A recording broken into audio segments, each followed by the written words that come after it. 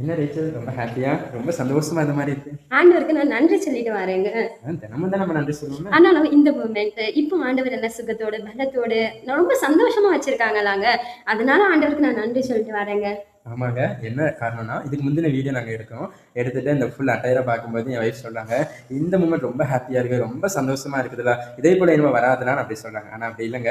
ஆண்டவருக்குள்ளாக நம்ம இருக்கும்போது ஒவ்வொரு நாளும், ஒவ்வொரு நேரமும், ஒவ்வொரு நொடியும் நமக்கு ரொம்ப ஹேப்பியா இருக்கும். ரொம்ப சந்தோஷ சமாதானமாக தான் இருப்போம். ஆகவே இப்போ உங்களுக்கு இருக்கிற நேரத்த நீங்க நல்லா பயன்படுத்துங்க. ஆண்டவருக்காக பிரயோஜனப்படுத்துங்க.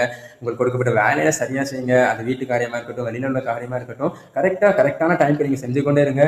அந்த வாழ்க்கையில சண்டைகள் வராது, சச்சரவு வராது, எதுவுமே வராது. சந்தோஷ சமாதானம் நிறைவாக இருக்குங்க. உங்களுக்கு கொடுக்கப்பட்ட காலத்தை பயன்படுத்துங்க. எபேசியர் 5:16 சொல்கிறது, நாட்கள் கொள்ளாதவைகளானதால் காலத்தை பிரயோஜனப்படுத்திக் கொள்ளுங்க. ஆகவே உங்களுக்கு இருக்கிற டைம் அதை பிரயோஜனப்படுத்திக் கொள்ளுங்க. ஒருவேளை அதை மீறி சண்டை இருக்கே, பிரச்சனை இருக்கேன்னு யோசிக்கீங்களா? மேற்கொள்றதுக்கான பலனை ஆண்டவர் உங்களுக்கு தருவாங்க. இது வீடியோ மட்டும் இல்ல, இது நிஜமா இப்ப நடந்த இன்சிடென்ட். இப்போ உங்களுக்கு நேரம் ஜீவனோட ஆண்டவர் சுகத்தோட பலத்தோட வச்சிருக்காரா? ஆண்டவருக்கு நன்றி சொல்லுங்க. இப்போ போன டைம் திருப்பி வராதுங்க. அதுக்கு எதுக்கு கவலையோட இருக்கிறீங்க?